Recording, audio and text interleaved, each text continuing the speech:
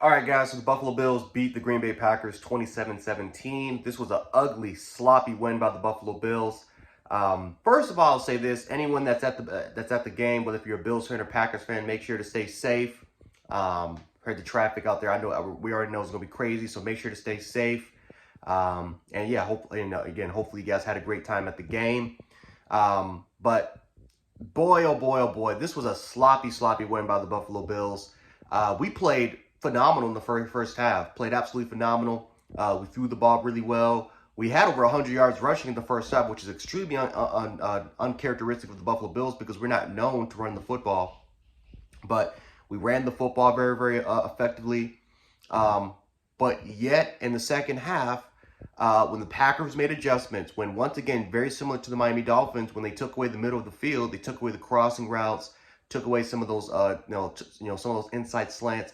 They pretty much just took away the middle of the field. We had no answer for it in the passing game, and we did not. And again, we had the hot hand, right? Cook had averaged 7 yards a carry, 35 yards, somewhere around 7 yards a carry. Singletary had, he had like what 6 carries for 49 yards. He was having a great game, and then all of a sudden, the second half, we went away from our identity. We went away from running the football in the second half when the Packers clearly made those adjustments. We ran away. We literally stopped running the ball and we tried to force it. This is the stuff I'm talking about, where Josh Allen does get this hero ball from, because when we get away from running the football and when we have no answers at all for what the opposition is doing as far as making those adjustments to our passing attack, and they're doing a good job of stopping that, then guess what happens? Allen plays hero ball.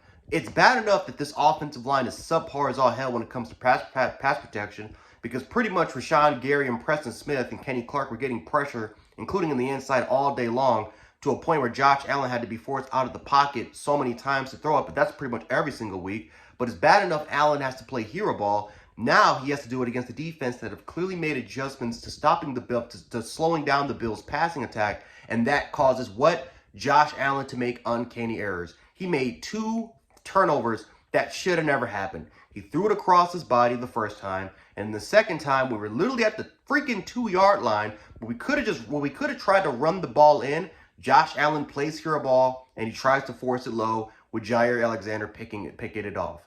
And for the most part, the Packers, I think on both times, no, because the first time was another pick, right? Thanks to a Matt Milano interception. But the Packers did score 7 points pretty much out of our turnovers, what it should never happen. It should have just been a field goal, and the score should have been 30-7 up. Should have been, I think, around 30-10 up to that point. But we got to play cleaner.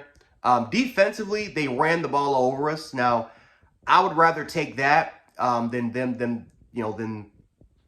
pretty much throwing the ball all day long. But they ran the ball over us. We got to do a much better job at stopping the run here. Again, it happens. It's the NFL. Teams will make adjustments. Teams are going to have game plans. The Packers are known to run the ball extremely to be effectively, especially because they were running some 2 tight end sets in the second half with Marcedes Lewis, especially being an excellent run blocker the way it is, the extra lineman. So again, it happens in the NFL, but we got to do a better job at stopping the run. I think that's clear and obvious because that's the Jets' identity, right? The Jets, even though Breece Hall is out, I expect James Robinson to get into a rhythm pretty sooner or later. And they're going to start running the ball. So we got to do a better job at stopping it. But we got to play a lot cleaner. We got to play a lot cleaner in the second half because, again, I had no fear at all that we were going to lose this game because the Packers are they're just Aaron Rodgers can't carry this team. He's 39 years old. He can't carry the team on his back like he used to. He doesn't really have the receivers anymore. They pretty much have a running game. Their defense was banged up. Devondre Campbell and Quay Walker were out this game.